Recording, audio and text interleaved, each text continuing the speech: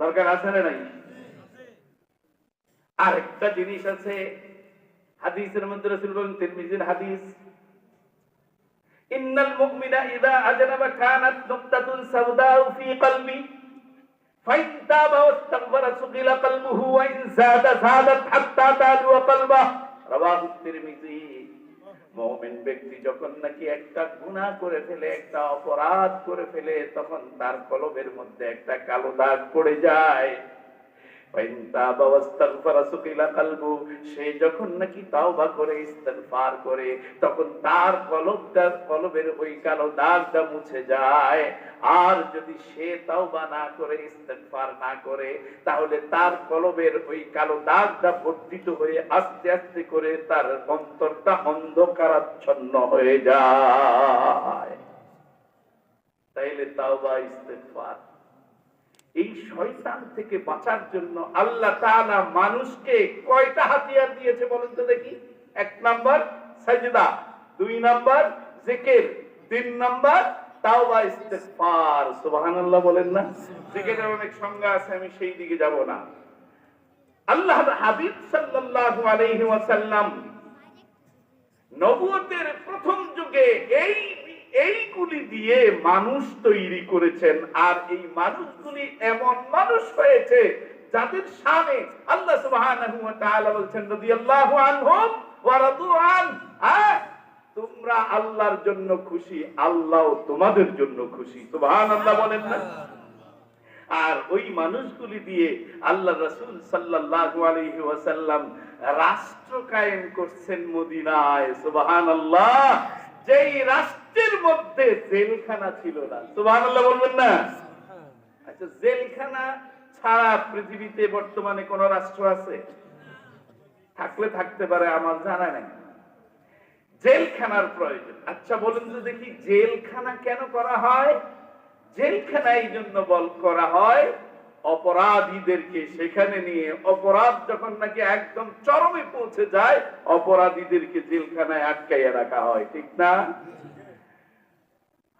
তো চুরি, ডাকাতি, তারপরে হত্যা, এভাবে অকারেন্স যতগুলো আছে মানুষের জন্য, মানুষ যেগুলোতে কষ্ট পায় এবং যেগুলো দিয়ে অশ্লীলতা বেড়ে যায়, সমাজের মধ্যে এমন পরিবেশ সৃষ্টি হয় সেখানে মানুষ পরস্পর, ভাই ভাই, ভ্রাতৃত্বের যে বন্ধন সেগুলো ধ্বংস হয়ে যায়। এই ধরন অকারেন্স গুলো যারা করে তাদেরকে আটকায় রাখা হয়, ঠিক না? তাহলে বোঝা যাচ্ছে রাসূলুল্লাহ সাল্লাল্লাহু আলাইহি ওয়াসাল্লাম তার যে রাষ্ট্র তিনি কায়েম করেছেন সেখানে কোনো জেলখানা নাই, এরকম একটি রাষ্ট্র কায়েম করেছেন। আর সারা পৃথিবীতে ছড়ায় পড়েছেন মুহাম্মদুর রাসূলুল্লাহ সাল্লাল্লাহু আলাইহি ওয়াসাল্লাম মদিনায় একটা রাষ্ট্র কায়েম করেছে, যেই রাষ্ট্রের মধ্যে কোন প্রকারের অকারেন্স নাই, চুরি ডাকাতি নাই, রাহাজানি নাই, মারামারি নাই, কিচ্ছু নাই। এমন কিছু নিয়মে তিনি রাষ্ট্র কায়েম করেছেন, সবগুলি মানুষ ভালো হয়ে গেছে। সুবহানাল্লাহ বলেন না? ওই রাষ্ট্রটা দেখার জন্য তদানীন্তন সময়ে 317টা প্রতিনিধি দল গেছে। কয়টা? 317টা প্রতিনিধি দল গেছে। আমি একটা প্রতিনিধি দলের কিছু কথা শোনাবো আপনাদেরকে, শুনবেন তো ইনশাআল্লাহ? আপনারা যারা ঘোরাফেরা করছেন একটু স্বস্তির ভাবে বসেন। এই দলটা হচ্ছে রোম সম্রাট হেরাক্লিয়াস পাঠিয়েছে, যে মুহাম্মদ সাল্লাল্লাহু আলাইহি ওয়াসাল্লাম মদিনায় যে রাষ্ট্রটা কায়েম করেছেন সেই রাষ্ট্রের মধ্যে কোনো জেলখানা নাই, কোনো অকারেন্স নাই, চুরি ডাকাতি নাই। মানুষ এমন মানুষ হয়ে গেছে, পরস্পর বুক মিলিয়ে চলতেছে, পরস্পরের সম্পদ রক্ষা করতেছে, পরস্পরের ইজ্জত রক্ষা করতেছে, পরস্পরকে পাহারা দিয়ে রাখতেছে। সুবহানাল্লাহ বলেন না? যাও তো রাষ্ট্রটা দেখে আসো।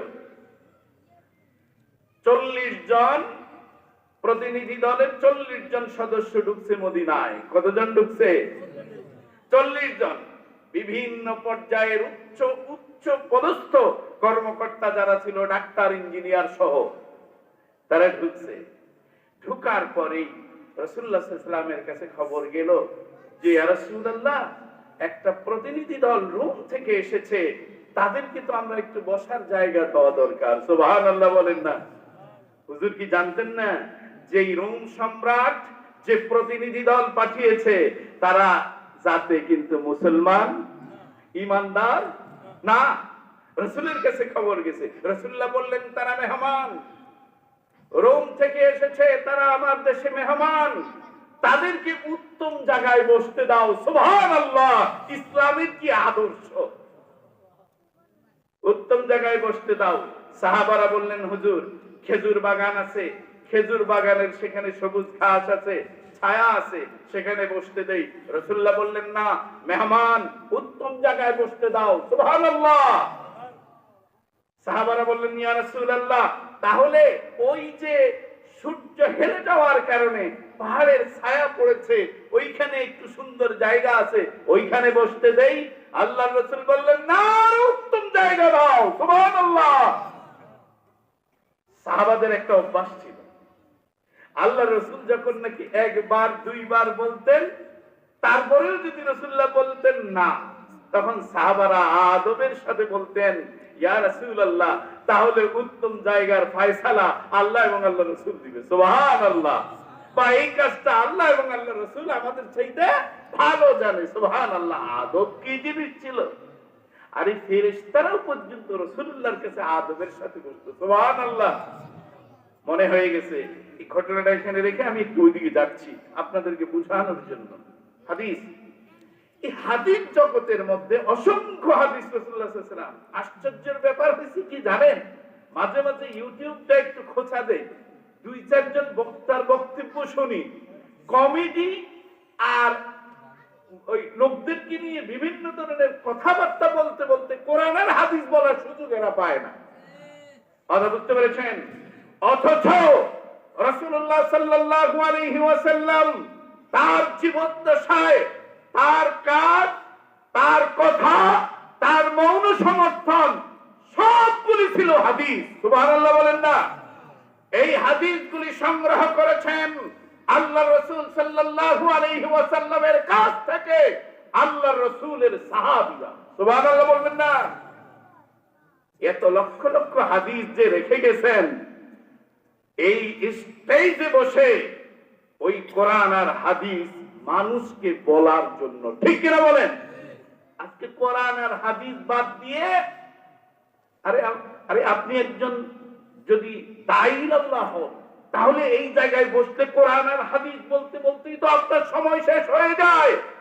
আপনি কোত্থেকে কমেডি করেন, আজে বাজে কথা বলেন, এটা মাথায় ধরে না। কথা বুঝতে পেরেছেন? আমি আর রাসূলুল্লাহ সাল্লাল্লাহু আলাইহি ওয়াসাল্লামের অসংখ্য হাদিসের মধ্যে একটা হাদিস আমার মনে পড়েছে আদবের কথা বলতে গিয়ে, আমি ওই হাদিসটা আপনাদেরকে না বলে যেতে পারবো না। এই হাদিসটা প্রত্যেকটি হাদিস গ্রন্থের মধ্যে ধরা হয়েছে, সিয়াসিত্তা ছাড়াও অন্যান্য হাদিস গ্রন্থেও এই হাদিসটা নেওয়া হয়েছে।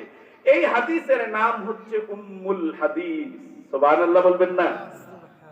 কোরআনুল কারীমের মধ্যে যেরকম নাকি একটা সূরার নাম হয়েছে উম্মুল কোরআন, বলুন তো দেখি এটা কোনটা? সূরা ফাতিহা। আলেমরা না, সাধারণরা বলবে একটু। উম্মুল কোরআন কোনটাকে বলা হয়? সূরাতুল ফাতিহা। এই সূরাতুল ফাতিহাকে বলা হয় উম্মুল কোরআন। অর্থাৎ কোরআনুল এই সূরা ফাতিহা ব্যতীত গোটা কোরআনে যা আছে সবটাই সূরা ফাতিহার ভিতরে আছে। সুবহানাল্লাহ বলেন। এই জন্য এটাকে উম্মুল কোরআন বলা হয়। আবার হাদিসের মধ্যেও একটা হাদিস আছে উম্মুল হাদিস। সুবহানাল্লাহ বলেন। হযরত ওমর রাদিয়াল্লাহু তাআলা আনহু এই হাদিসের রাবী, আর এই হাদিস হাদিস জগতের জন্য উম্মুল হাদিস, অর্থাৎ সকল হাদিসের মা। সুবহানাল্লাহ বলবেন না?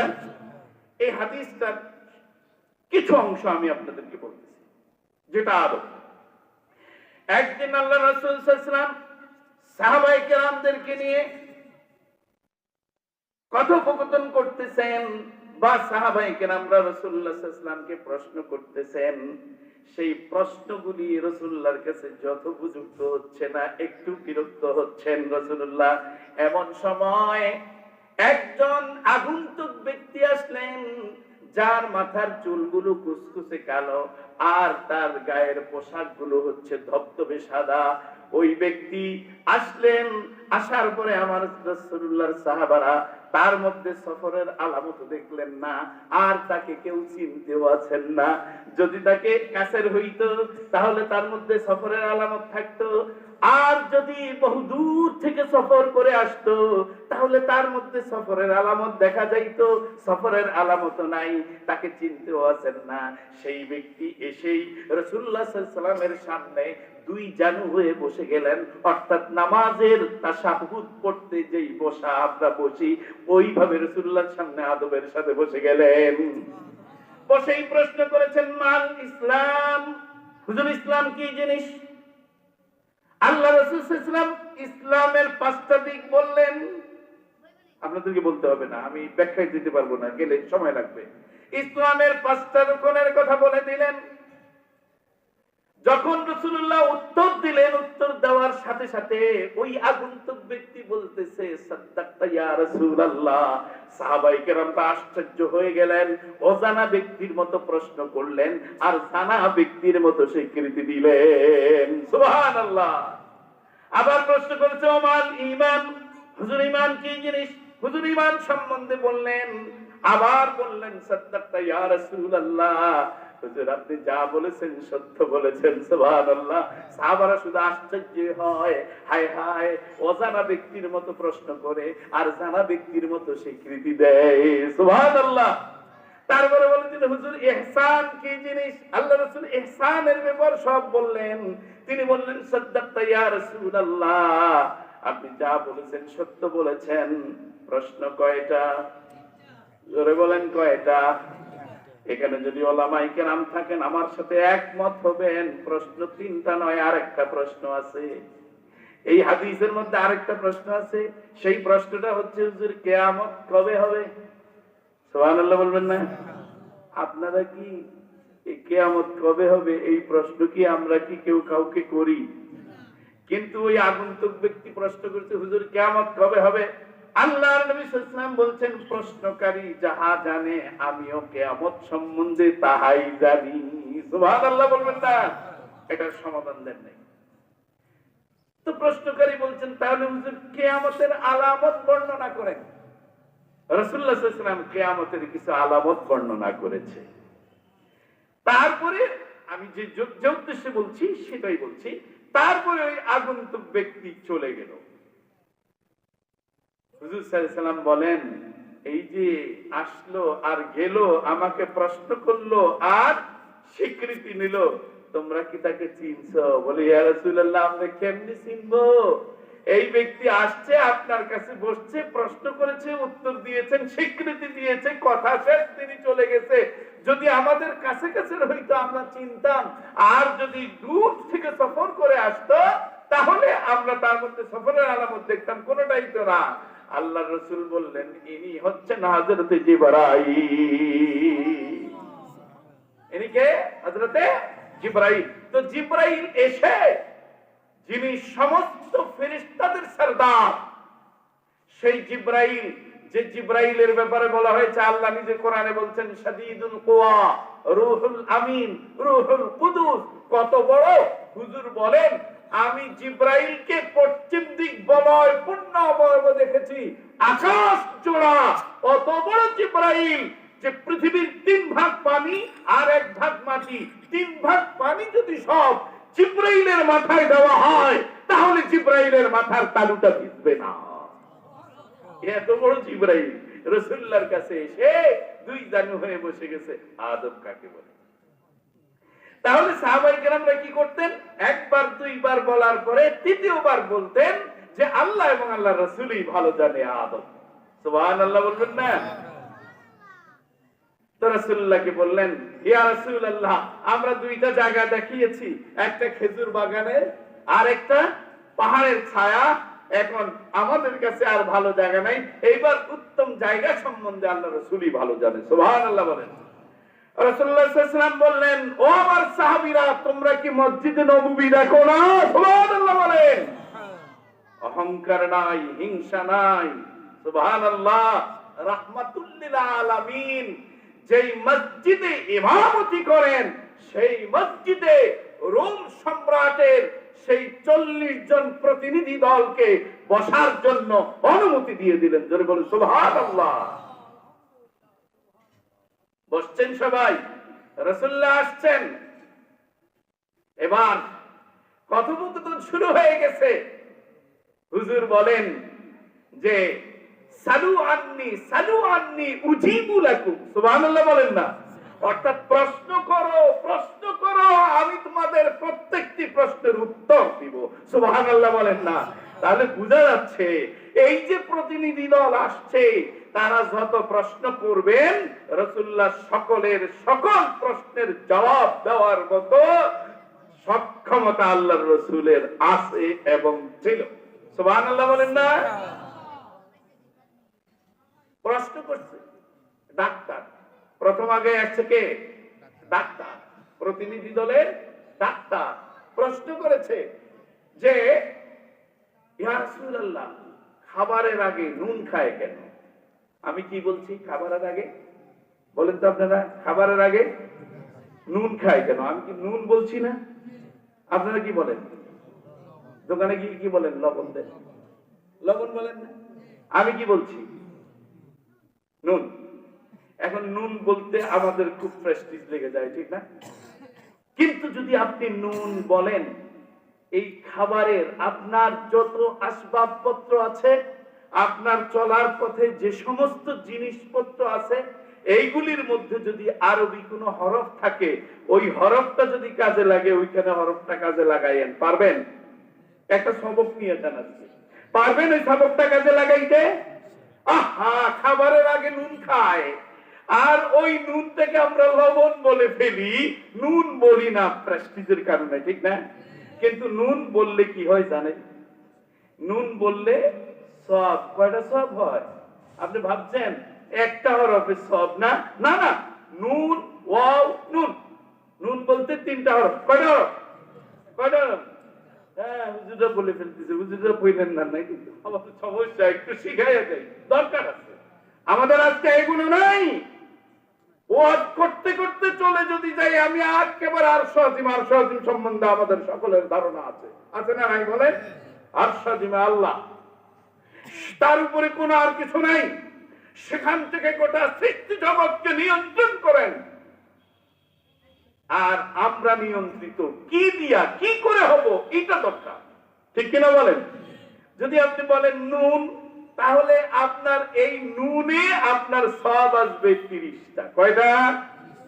বলেন কয়টা? এক এক হরফে নেকি কয়টা? আপনাদের মাদ্রাসায় যে ছেলেরা পড়তেছে, এক একটা হরফে নেকি কয়টা পায়? 10টা ছেলেরা পায়। ছেলেদেরকে যারা পড়ায় তারা পায় না? কমিটির লোকেরা পায় না? যারা দান করতেছে তারা পায় না? সবাই পাচ্ছে। সুবহানাল্লাহ। নুন। আচ্ছা বলেন তো দেখি, কোরআন যখন নাজিল হয়, আগে কি হরফ নাজিল হয়েছে না কোরআনের